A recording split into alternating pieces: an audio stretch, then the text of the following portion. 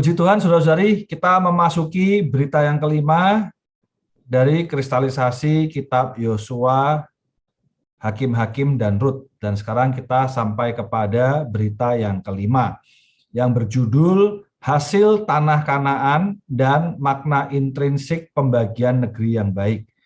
Puji Tuhan, saudara-saudari, dari judul ini kita boleh melihat dalam pembahasan berita yang kelima ini, ada 2 poin besar yang akan kita bahas. Yang pertama adalah mengenai hasil tanah Kanaan. Yang kedua adalah makna intrinsik pembagian negeri yang baik. Baik, saudara-saudari, kita akan memasuki setiap bagiannya. Amin. Dalam Romawi yang pertama, sana dikatakan bahwa setelah bangsa Israel memasuki tanah Kanaan, mana berhenti.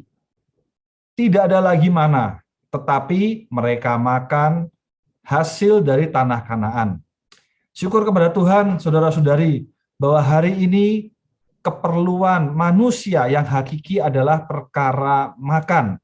Namun, perkara makan ini akan menjadi sesuatu yang sangat penting, yaitu adalah perihal apa yang kita makan. Syukur kepada Tuhan, kalau kita melihat bahwa pimpinan Allah terhadap bangsa Israel tidak lain adalah bagaimana dia membawa, Yehova membawa bangsa Israel ini kepada suatu janji, di mana janji ini tidak lain adalah membawa bangsa Israel menikmati dari tanah yang dijanjikan. Nah, bagaimana menikmati itu? Nah, saudara-saudari, yang pertama kita boleh melihat setelah Allah memimpin bangsa Israel keluar dari padang gurun memasuki tanah Kanaan, maka Allah mendidik ulang, mengajari ulang Bani Israel untuk makan dari hasil tanah Kanaan. Oke, kita masuk poinnya ya. Yang A, sana dikatakan bahwa hasil yang limpah dari negeri yang dijanjikan, yang diberikan oleh Allah kepada Israel sewaktu mereka berperang di Kanaan, melambangkan Kristus sebagai suplai hayat yang rampung, yang diberikan kepada kaum beriman, yang menuntut mereka untuk berjerih lelah atas Dia. Syukur kepada Tuhan, saudara-saudari, bahwa Allah kita adalah Allah yang mengasihi kita. Dia mengasihi kita tidak hanya Dia menebus kita, tetapi Dia menyuplaikan apa adanya Dia menjadi kenikmatan kita. Nah, oleh karena itu, saudara-saudari, perjalanan bangsa Israel masuk ke tanah Kanaan, di mana di tanah Kanaan itu menuntut bangsa Israel berjerih lelah di atas tanah ini. Maka saudara-saudari, amen, hasilnya sungguh sangat berlimpah, sungguh sangat sukacita. Saudara-saudari, sukacita ini didapat dari kekayaan yang Tuhan sediakan untuk orang Israel. Di dalam Ulangan pasal 8 ayat 7 sampai 10, saya mengajak kita semua, mari kita baca firman Tuhan. Saudara-saudari, di dalam Ulangan pasal 8 ayat 7 sampai 10, di sana digambarkan betapa kayanya tanah yang Allah janjikan kepada bangsa Israel. Saya bacakan saudara-saudari ya. Ulangan pasal 8 ayat 7 sampai 10, sebab Tuhan Allahmu membawa engkau masuk ke dalam negeri yang baik, suatu negeri dengan sungai, mata air, dan danau yang keluar dari lembah-lembah dan gunung-gunung. Suatu negeri dengan gandum dan jelainya, dengan pohon anggur, pohon ara, dan pohon delimanya. Suatu negeri dengan pohon zaitun dan madunya. Suatu negeri di mana engkau akan makan roti dengan tidak usah berhemat, di mana engkau tidak akan kekurangan apapun. Suatu negeri yang batunya mengandung besi, dan dari gunungnya akan kau gali tembaga. Haleluya. Di ayat 10, dan engkau akan makan dan akan kenyang. Maka engkau akan memuji Tuhan Allahmu, karena negeri yang baik yang diberikannya kepadamu. Saudara-saudari yang terkasih di dalam Tuhan, betapa kita mengapresiasi bahwa kekayaan, kelimpahan tanah Kanaan, tanah perjanjian yang Allah berikan kepada bangsa Israel. Wah, betapa kaya limpahnya. Tidak hanya pemandangan yang baik, lebih-lebih tanah itu menghasilkan saudara, menghasilkan suatu produk dari tanah yang padanya bangsa Israel bisa dikenyangkan. Wah, saudara-saudari, saya sendiri sangat terjamah dengan kalimat ini, bahwa suatu negeri di mana engkau akan makan roti dengan tidak usah berhemat. Artinya kita menikmati kekayaan kelimpahan ini dengan sangat-sangat kaya. Puji Tuhan, saudara-saudari. Amen. Kita sungguh berharap bahwa ketika bangsa Israel memakan kekayaan dari tanah Kanaan ini, boleh ada satu kepuasan, boleh ada satu kenikmatan.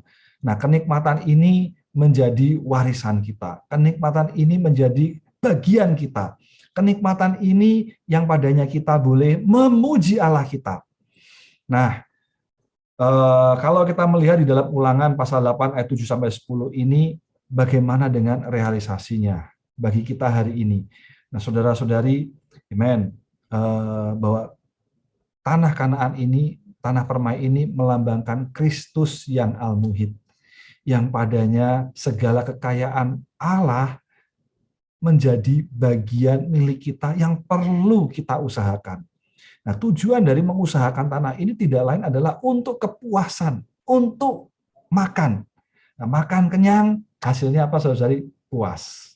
Namun dalam berita ini kita akan melihat bahwa itu bukan untuk kepuasan kita saja. Kita makan, kita bersyukur kepada Tuhan, dan kita puas karena dikenyangkan. Tidak, saudara-saudari. Namun dalam berita ini, berita 5 ini membantu kita. Tujuan dari kita makan dan pentingnya kita maju lagi dari pengalaman makan Kristus. Kita maju sampai pada tahap di mana makan ini adalah untuk memuaskan hasrat hati Allah. Oke. Nah, saudara-saudari, puji Tuhan. Nah, di dalam realisasinya dalam kitab Efesus pasal 1 ayat 11-14. Bagaimana hari ini secara praktis tanah Kanaan itu menjadi bagian kita untuk kita usahakan, kita gali, kita jerih lelah, dan menjadi bagian kita. Efesus pasal 1 ayat 11-14 membantu kita. Rasul Paulus mengatakan bahwa di dalam Kristus, karena di dalam Dialah kami mendapat bagian yang dijanjikan. Kami yang dari semula ditentukan untuk menerima bagian itu sesuai dengan maksud Allah, yang di dalam segala sesuatu bekerja menurut keputusan kehendak-Nya. Supaya apa? Supaya kami yang sebelumnya telah menaruh harapan pada Kristus boleh menjadi puji-pujian bagi kemuliaan-Nya. Di dalam Dia, kamu juga, karena kamu telah mendengar firman kebenaran, yaitu Injil keselamatanmu. Di dalam Dia, kamu juga ketika kamu percaya, dimeteraikan dengan Roh Kudus yang dijanjikannya itu. Dan Roh Kudus itulah adalah jaminan bagian kita, sampai kita memperoleh seluruhnya, yaitu penebusan yang menjadikan kita milik Allah untuk memuji kemuliaan-Nya. Nah, saudara-saudari, kalau kita melihat di bagian ini, betapa panggilan Allah atas kita, keselamatan Allah kepada kita, membawa kita, amen, boleh menaruh harapan pada Kristus menjadi puji-pujian bagi kemuliaan-Nya, di mana hari ini Roh Kudus yang dijanjikannya itu adalah sebagai jaminan sampai kita memperoleh segala kekayaan kelimpahan-Nya, kelimpahan Kristus. Saudara-saudari, syukur kepada Tuhan. Dan untuk perkara itu, Roh Kudus di dalam kita adalah menjadi jaminan. Oleh sebab itu, bagaimana sikap kita terhadap perkara ini? Saudara-saudari, kita perlu baik-baik berdoa di hadapan Tuhan. Itulah sebabnya di dalam ayat 18b khususnya Rasul Paulus mengingatkan, dan supaya Ia menjadikan mata hatimu terang, agar kamu mengerti pengharapan apakah yang terkandung dalam panggilannya. Oh, betapa kaya kemuliaan bagian yang ditentukannya bagi orang-orang kudus. Saudara-saudari, amen. Kalau tadi kita sudah melihat di dalam kitab Ulangan, betapa negeri itu kaya. Dan hari ini di dalam Efesus, kita boleh melihat bahwa Roh Kudus itu adalah jaminan bagi kita untuk kita memperoleh seluruhnya, yaitu seluruh kekayaan kelimpahan Allah. Saudara-saudari, kita perlu mohon Tuhan merahmati kita, agar Dia menjadikan mata hati kita terang. Saudara-saudari, kita boleh nampak betapa kaya kemuliaan bagian yang ditentukan bagi kita. bagi orang-orang kudus. Oleh karena itu, saudara-saudari, amen, mau menikmati kekayaan ini, tidak ada jalan yang lain bagi kita, kecuali kita mengusahakan, kita berjerih lelah. Saudara-saudari, puji Tuhan, saya sedikit cuplik dari buku Makan Tuhan. Ya, di buku Makan Tuhan di dalam bab yang terakhir, di sana ada 2 jenis makan. Yang pertama adalah makan dari benih penaburan, yaitu adalah makan yang padanya kita menabur. Misalkan kita berseru kepada nama Tuhan, kita doa baca, kita menikmati. Kita menikmati seru nama Tuhan, kita menikmati doa baca, kita menikmati, kita berdoa kepadanya. Itu adalah makan dari hasil penaburan. Tetapi di tanah permai ini, di tanah Kanaan ini, saudara-saudari, yang kita makan bukanlah dari hasil penaburan, tetapi yang kita makan ini adalah dari hasil tuaian. Artinya, seruan nama Tuhan kita, doa baca kita, doa kita, penjengukan kita, saudara-saudari, doa syafaat kita bagi kaum saleh, bagi saudara-saudari yang lain, adalah supaya Kristus, amen, semakin bertumbuh dewasa di dalam mereka, di dalam Anda dan saya. Nah, pengalaman-pengalaman ini, amen, membawa kita mengalami Kristus lebih dalam, lebih kaya, lebih limpah. Jadi saudara-saudari, memang betul, kita seru nama Tuhan, ada kenikmatan. Ya, ketika kita doa baca, ada supply. Ya, tetapi jangan berhenti di sana. Seruan kita kepada nama Tuhan, doa baca kita, adalah membawa kita mengalami pengalaman real dalam kehidupan sehari-hari atas diri kita untuk mengalami Kristus secara kaya limpah. Itulah sebabnya, saudara-saudari, amen, semua perkara ini ya, adalah kita boleh makan, kita boleh menikmati dari hasil tuaian. Hari ini kita menabur melalui kita menyeru nama Tuhan. Suatu saat kita akan menuai pengalaman yang manis akan Kristus, amen, dari hasil kita berseru kepada nama Tuhan. Amen. Saudara, dengan demikian kita semua boleh menjadi orang-orang yang makan dari hasil tuaian. Inilah kekayaan dari tanah permai itu. Oke, nah saudara-saudari, ternyata ada tahapan-tahapan makan. Dan kalau kita boleh kilas balik, saudara-saudari ya, kita ternyata sudah makan 3 jenis makanan yang bangsa Israel makan pada waktu itu. Di poin yang bisa selanjutnya ya, di Mesir, padang gurun dan negeri yang baik, bangsa Israel mengalami 3 tahap makan. Di Mesir, bangsa Israel makan anak domba Paskah. Di padang gurun, bangsa Israel makan mana. Di Kanaan, bangsa Israel makan hasil dari negeri yang baik. Amen. Saudara-saudari, di Mesir, bangsa Israel makan anak domba Paskah. Yes, bahwa anak domba Paskah melambangkan suatu penebusan. Tetapi, saudara-saudari, mari kita melihat makannya. Yang dimakan itu adalah kepala, betis, dan isi perut. Melambangkan bahwa ketika kita makan, amen, anak domba Paskah ini, kita boleh mengambil Kristus sebagai hikmat kita. Ketika kita makan kepala ini, kita makan Kristus sebagai hikmat kita. Kita makan, amen, betisnya, berarti kita bersatu dengan pergerakannya hari ini.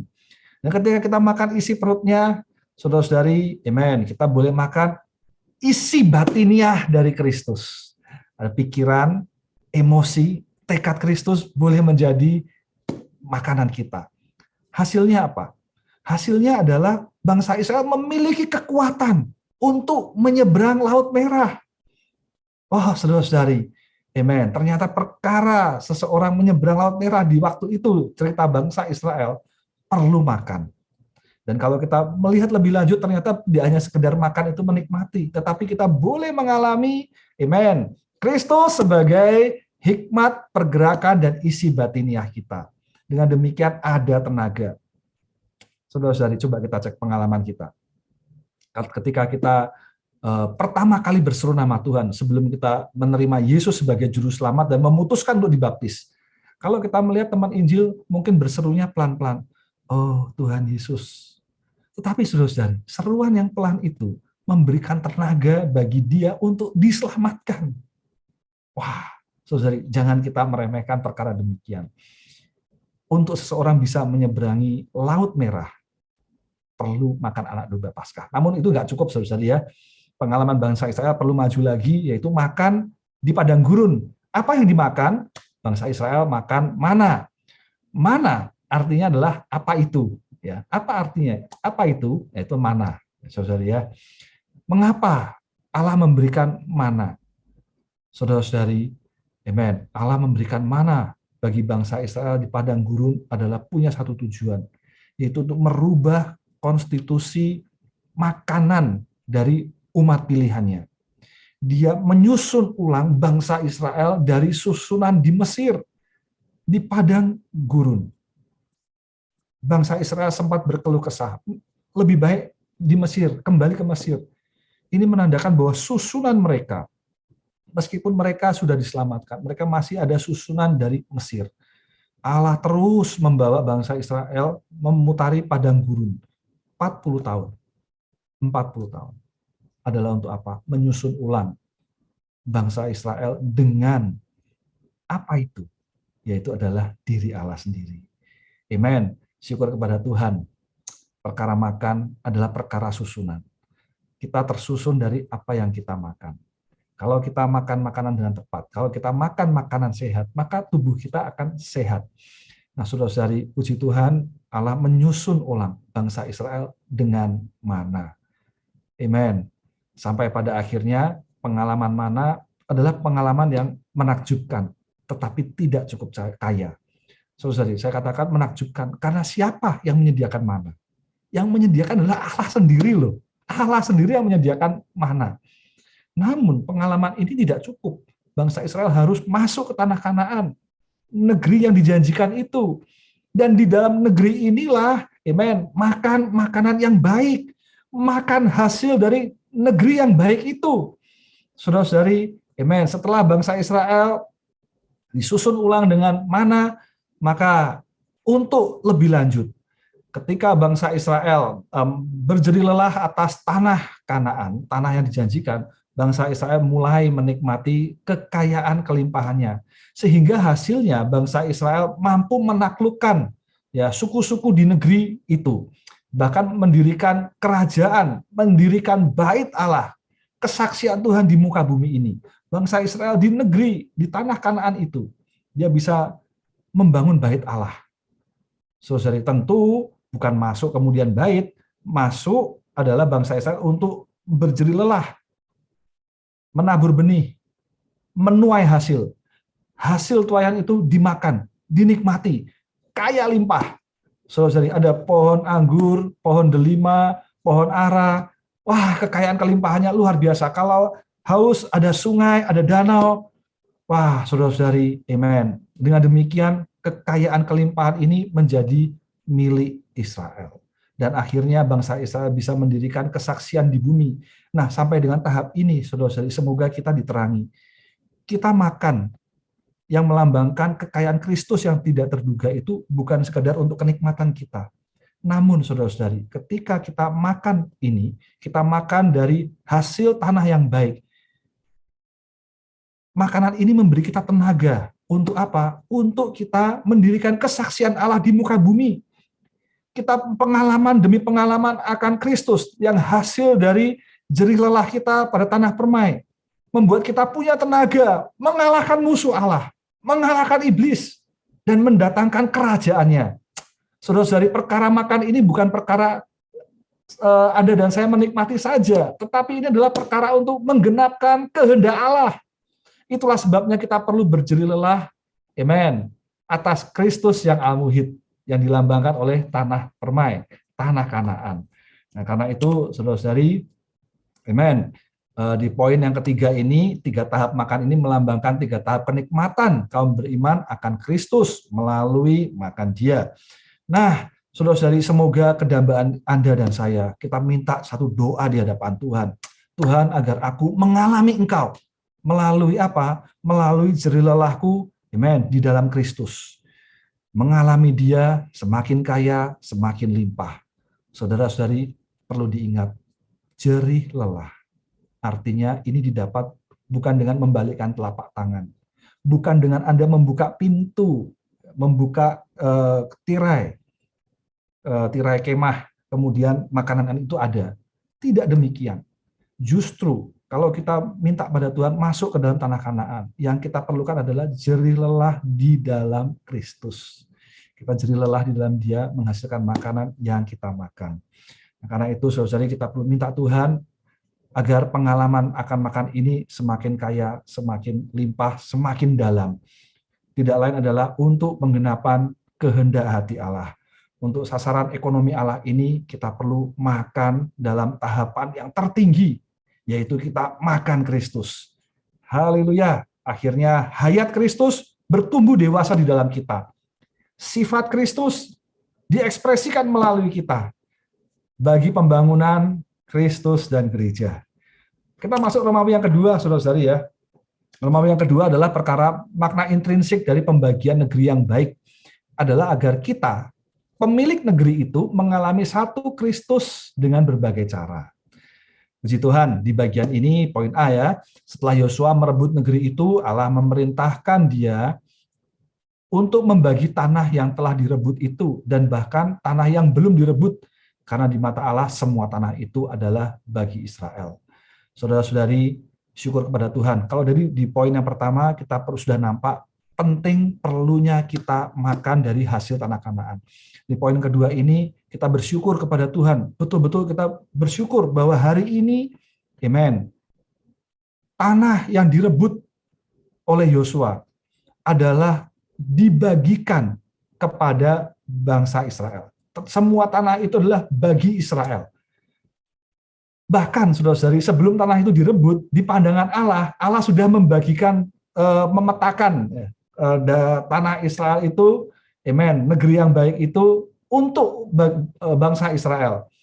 Betapa luar biasanya bahwa hari ini, amen, kita boleh mengalami Dia, mengalami Kristus. Nah, saudara-saudari, karena Allah mengenal umatnya, Allah mengenal Bani Israel dengan ke-12 sukunya, dan Allah mengenal kondisi mereka satu persatu.